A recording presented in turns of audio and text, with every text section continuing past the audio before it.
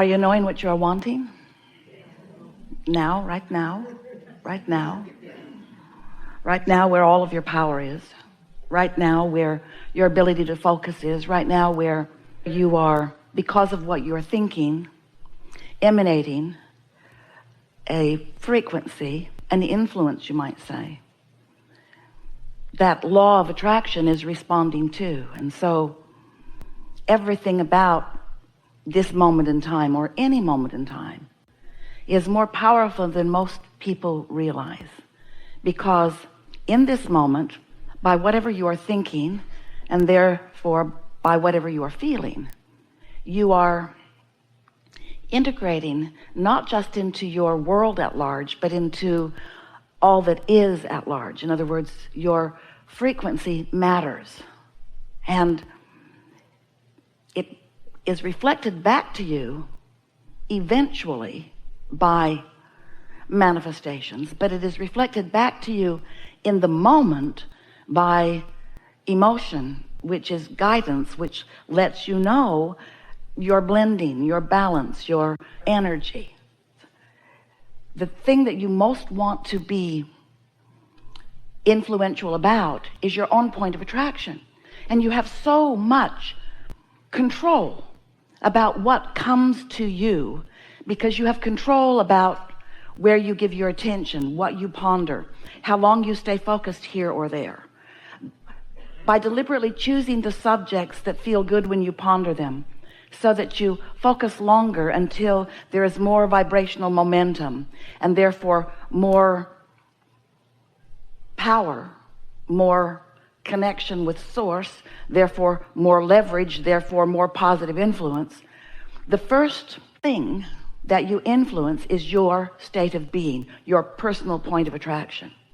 And once you get a handle on that, and it doesn't take long, and you're consistent about the way you approach life, you're consistent about the way you respond to things, you're consistent about the well-being that you feel no matter what, your freakouts become fewer, and your substantial knowing what you're doing becomes more frequent, and your love is consistent, and your concern becomes less and less. As you get a handle on your approach to life, which for most of you means, to a large part, your response to life, then what begins to happen is you begin to see the benefit of caring about how you feel, which gives you the ability to align with the whole of who you are, which gives you a leverage or an influence that we can't even define mathematically, but you will be able to define in the way life is unfolding for you, in your relationships, in even the new relationships that you have with so many people that you are encountering on a daily basis. You are so much more than you know here in these physical bodies, and that larger part of you, sometimes you call that part of you your soul. We have been calling it for quite a long time your inner being. That part of you is always flowing with you, while often you may be oblivious to that.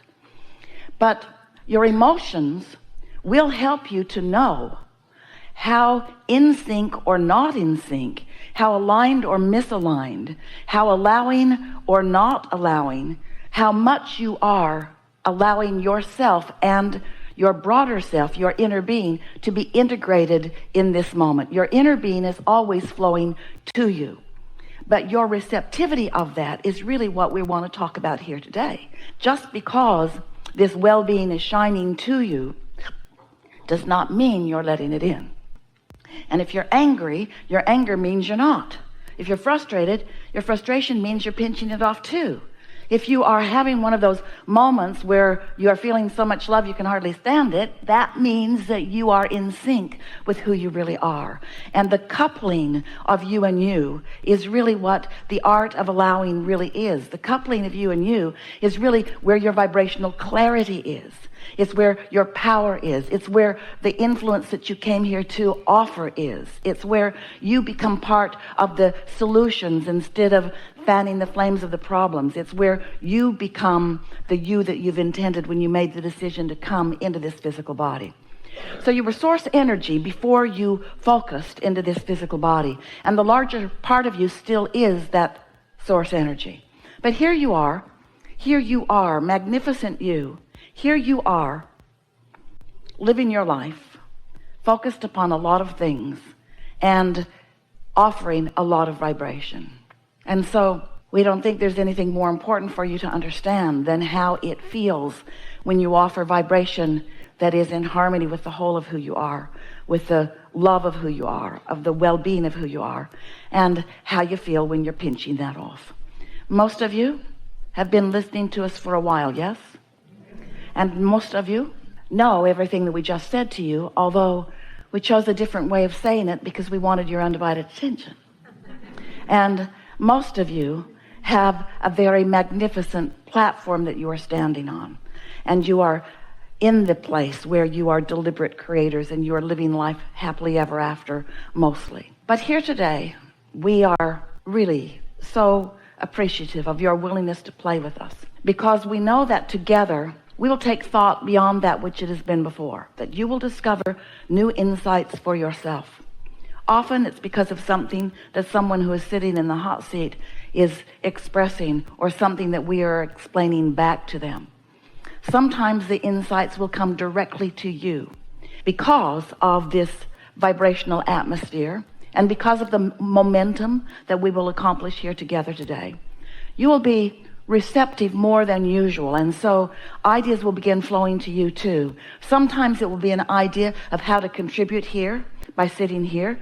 Sometimes it will be an idea that flows to you that is the solution to something that you've been pondering. In other words, this is a wonderful opportunity for becoming a vibrational match to who you really are, which is what we are calling the receiving mode.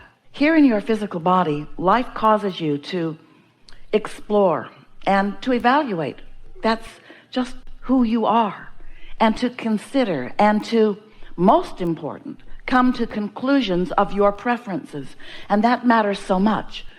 Most of you do not give yourself enough credit for the preferences that are born in you. You want to yield to what others think rather than understand the power of your own desires that are coming from your life experience.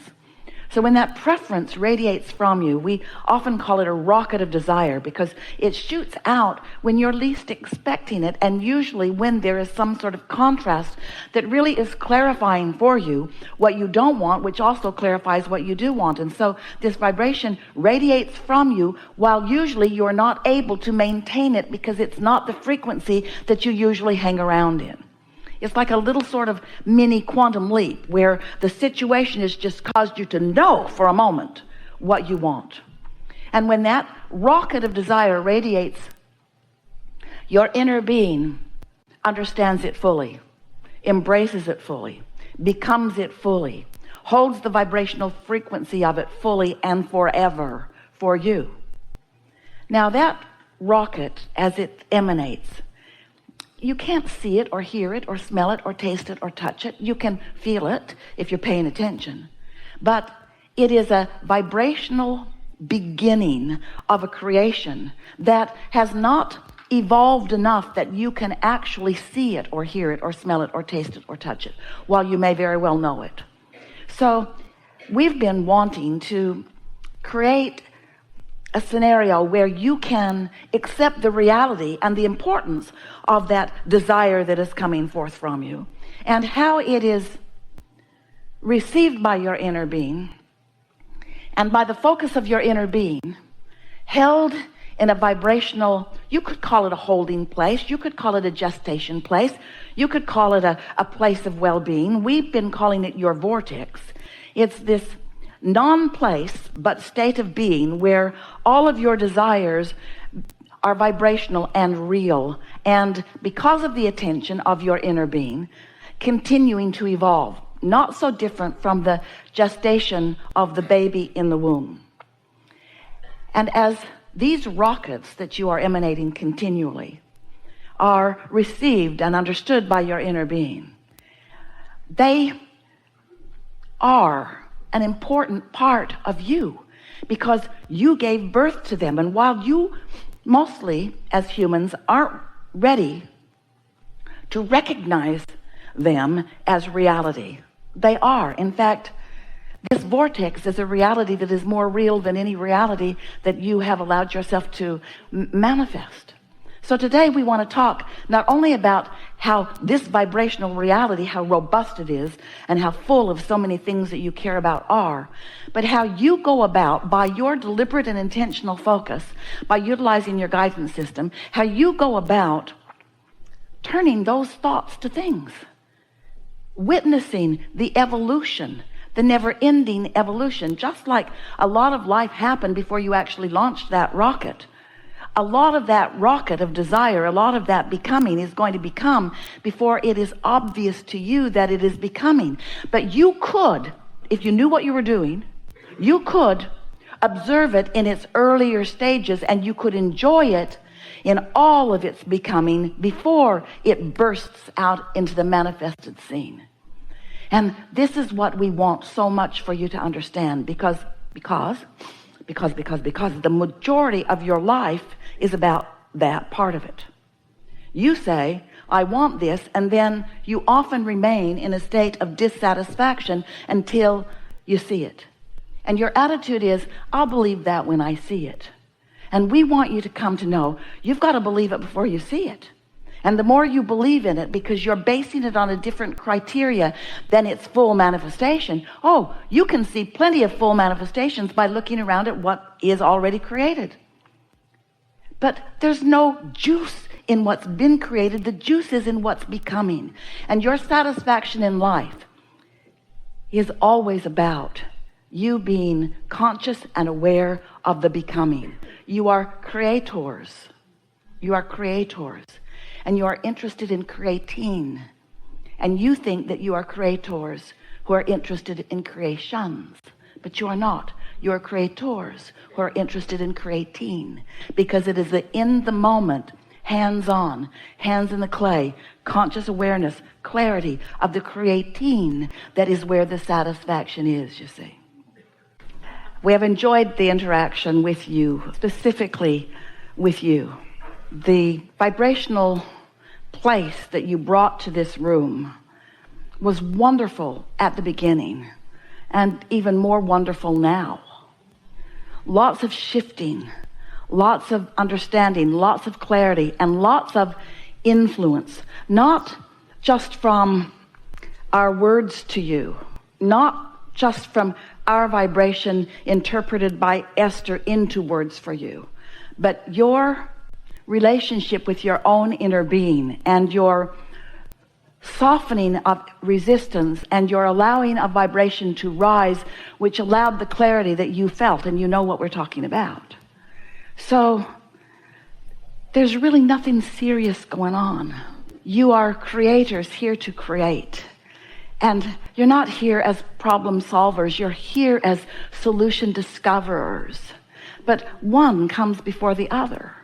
You're not here as fixers of broken things. You're here as discoverers of new things. And sometimes you just don't look for the new thing until the old thing feels broken to you. It doesn't have to be broken for you to evolve, but it doesn't hurt that it sometimes is. So your life experience is showing you all kinds of wonderful things. You're right on track. Everything is unfolding so well. Be easy about it. And trust this, that your inner being knows you, knows everything about you, knows every desire, knows every regret. Your inner being does not focus upon the regret part of your regret. Your inner being focuses upon what you're asking for as a result of it. And so you have such attention and such appreciation and such, there's no other word for it other than power backing you, rooting for you, and loving with you in absence of any judgment, in absence of any forgiveness. Your inner being will never forgive you because your inner being has never evaluated you as inappropriate to begin with. And when you let that go and you let the love that Source has for you flow through you, well, then you're just going to live happily ever after. There is great love here for you. And as always, we remain